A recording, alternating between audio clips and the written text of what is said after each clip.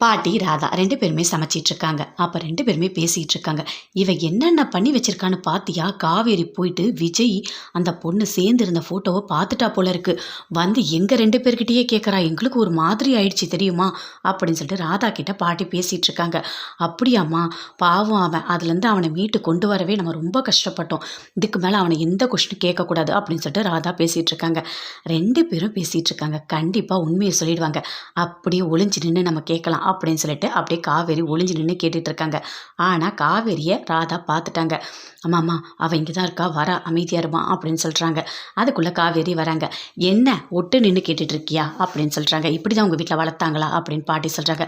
இங்க பாருங்க பாட்டி, எங்களை நல்லா தான் வளர்த்தாங்க. உங்ககிட்ட பேசுறதுக்காக தான் நான் வந்தேன் அப்படின்னு சொல்றாங்க. ஐயோ அம்மாம்மா, எனக்கு தலைவலி தாங்க முடியல, உங்ககிட்ட நான் பேசல, நான் போறேன். என்ன எப்போ நான் பேச வந்தாலும் தலைவலின்னு சொல்லிட்டு ஓடி போயிடுறீங்க அப்படின்னு சொல்லிட்டு காவேரி சொல்றாங்க. ஆமா, எனக்கு முடியல அப்படின்னு சொல்லிட்டு அங்கேருந்து உள்ளே போயிடுறாங்க. ராதா கிட்ட வந்து பேசுகிறாங்க. என்ன நீங்களாவது என்கிட்ட பேசுவீங்களா அப்படின்னு சொல்லிட்டு, அம்மா எனக்கும் நிறைய வேலை இருக்குது, என்னையும் நீ தொல்லப்படாத அப்படின்னு சொல்லிட்டு ராதாவும் அங்கேருந்து போகிறாங்க. என்ன எது கேட்டாலும் யாருமே சொல்லவே மாட்டாங்களே, தாத்தா கிட்ட கேட்கலாமா, எப்படியாச்சும் இதை நம்ம தெரிஞ்சுக்கணும் அப்படின்னு சொல்லிட்டு காவேரி ரொம்ப ஆர்வமாக இருக்காங்க. காவேரி ஆஃபீஸில் இருக்காங்க. அப்போ ஃபைல் எல்லாத்தையுமே செக் பண்ணுறாங்க. செக் பண்ணும்போது எல்லாமே தப்பு தப்பாக இருக்குது. இங்கே வாங்க, இது என்ன, இங்கே ஒரு கம்பெனி நேம் போட்டிருக்கு, இங்கே ஒரு கம்பெனி நேம் போட்டிருக்கு, என்னது இது, சைன் கூட காணும் விஜய் இது அப்படின்னு சொல்லிட்டு காவேரி கேட்குறாங்க. ஆமாம் மேடம். என்ன ஆமாம் மேடம், விஜய் கிட்ட காமிச்சிட்டிங்களா அப்படின்னு சொல்லிட்டு காவேரி சொல்கிறாங்க. இன்னும் பார்க்கல அவரு, சரி நான் காமிக்கிறேன் அப்படின்னு சொல்லிட்டு காவேரி எடுத்துகிட்டு போகிறாங்க. விஜய் ரூமுக்கு போனோடனே வா அப்படின்னு சொல்லிட்டு காவேரியை கூப்பிடுறாரு. இங்கே பாருங்க, இதில் ஒரு நேம் போட்டிருக்கு, ஃபைனலாக இன்னொரு நேம் போட்டிருக்கு, உங்கள் சைன் கூட இல்லை, ஃபைனல் பண்ணியிருக்காங்க அப்படின்னு சொல்லிட்டு காவேரி சொல்கிறாங்க. கூட பார்க்கலாம் அப்படின்னு சொல்லிட்டு விஜய் பார்க்குறாரு. பார்த்துட்டு சொல்கிறாரு, ஆமாம் நல்லா தான் ஒர்க் பண்ணுற, கரெக்டாக தான் தப்பு கண்டுபிடிச்சிருக்க அப்படின்னு சொல்லிட்டு, இரு நான் செக் பண்ணுறேன் அப்படின்னு சொல்லிட்டு லேப்டாப்பில் செக் பண்ணுறாரு. செக் பண்ணிவிட்டு சரி நான் கிளம்புறேன் அப்படின்னு சொல்லிட்டு காவேரி அங்கேருந்து போகிறாங்க. போயிட்டோன்னே அப்படியே வராங்க. வந்தோடனே ஏன் வேற என்ன வேணும் உனக்கு அப்படின்னு சொல்லிட்டு விஜய் கேட்குறாரு. இல்லை, எனக்கு ஒரே ஒரு சந்தேகம், அந்த ஃபோட்டோவில் இருக்கவங்க யாருன்னு சொன்னீங்கன்னா நான் அதோ உடனே போயிடுவேன் அப்படின்னு சொல்கிறாங்க காவேரி. இங்கே பார், நான் பயங்கர கோவத்தில் இருக்கேன், என்னை தொல்லை பண்ணாது, இங்கேருந்து எழுந்து போயிடு அப்படின்னு விஜய் சொல்கிறாரு. அதெல்லாம் எப்படிங்க முடியும், என் மண்டையை போட்டு அப்படியே ஒரு மாதிரி கொஸ்டின் கேட்டுகிட்டே இருக்குது, அது யார் அது யாருன்னு எனக்கு தயவு செய்து சொல்லுங்கள். என்ன நீங்கள் ஒரு கான்ட்ராக்டுக்கு மேரேஜாக பார்க்க வேண்டாம், ஜஸ்ட் ஒரு ஃப்ரெண்டு மாதிரி நினச்சி நீங்கள் என்கிட்ட உண்மையை சொல்லலாம்ல, நான் உங்களுக்கு ஆறுதல்லாம் சொல்லுவேங்க. என்ன லவ் ஃபெயிலியரா, ரொம்ப நாள் லவ்வா, என்ன ஆச்சு உங்களுக்கு, ஏன் சொல்ல மாட்டேறீங்க அப்படின்னு சொல்லிட்டு காவேரி கேட்குறாங்க. அதை கேட்டோன்னே விஜய்க்கு பயங்கரமாக கோவம் வருது.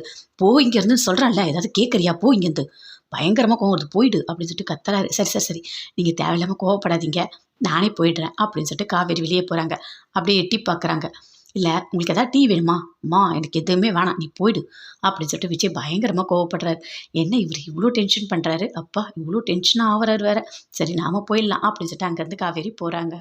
நிவின் பயங்கரமாக அழறாரு. அப்படியே காவேரியை நினச்சி, இது கான்ட்ராக்ட் கல்யாணமா, கடவுளே என் காவேரிக்கு இவ்வளோ பெரிய கஷ்டமா அப்படின்னு சொல்லிட்டு பயங்கரமாக கத்தி கத்தி அழறாரு. அழுதுட்டு இதுக்கு ஒரே முடிவு, நேரில் போய் நான் விஜயை பார்த்து கேட்கறது தான், என்ன தான் அவர் சொன்னார், நம்ம உண்மையை தெரிஞ்சுக்கணும் அப்படின்னு சொல்லிட்டு விஜயோட ஆஃபீஸ்க்கு வராரு நிவின். அப்போ கரெக்டாக காவேரி வராங்க. ஐயோ காவேரி வராங்க அப்படின்னு சொல்லிட்டு நிவின் அப்படியே ஒளியிறாரு. கங்கா பயங்கர கோவமாக ரோட்டில் வராங்க. பின்னாடியே குமரன் வராரு. ஏன் கங்கா இவ்வளோ கோவப்படுற அப்படின்னு சொல்லிட்டு அப்படியே கோவமாக உள்ளே போகிறாங்க.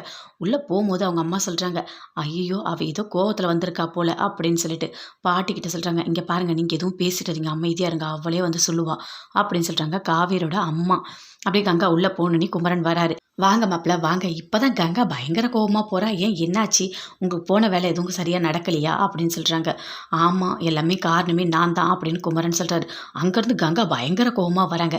இவர் தான் காரணம், என்ன பண்ணி வச்சிருக்காரு தெரியுமா, அங்கே கேட்கும் போது அவங்களே கூட ஆர்டர் கொடுத்துருப்பாங்க, அதுக்குள்ளே எனக்கு 2 யூனிட் இருக்குது, புது புது மிஷின்ஸ் இருக்குது, 24 மணி நேரமும் ஓடும், எல்லாமே சொல்லி வச்சுருக்காரு, அதெல்லாம் நம்மக்கிட்ட இருக்கா, அவங்க வந்து செக் பண்ணுறேன்னு சொல்கிறாங்க. தேவையா இதெல்லாம், ஒழுங்காக இருந்தாலே ஆர்டர் கொடுத்துருப்பாங்க, அந்த ஆர்டர் கண்டிப்பாக கிடைக்குமானே தெரியல, அந்த அளவுக்கு சொதப்பி வச்சுருக்காரு அப்படின்னு சொல்லிட்டு பயங்கரமாக கோவப்படுறாங்க.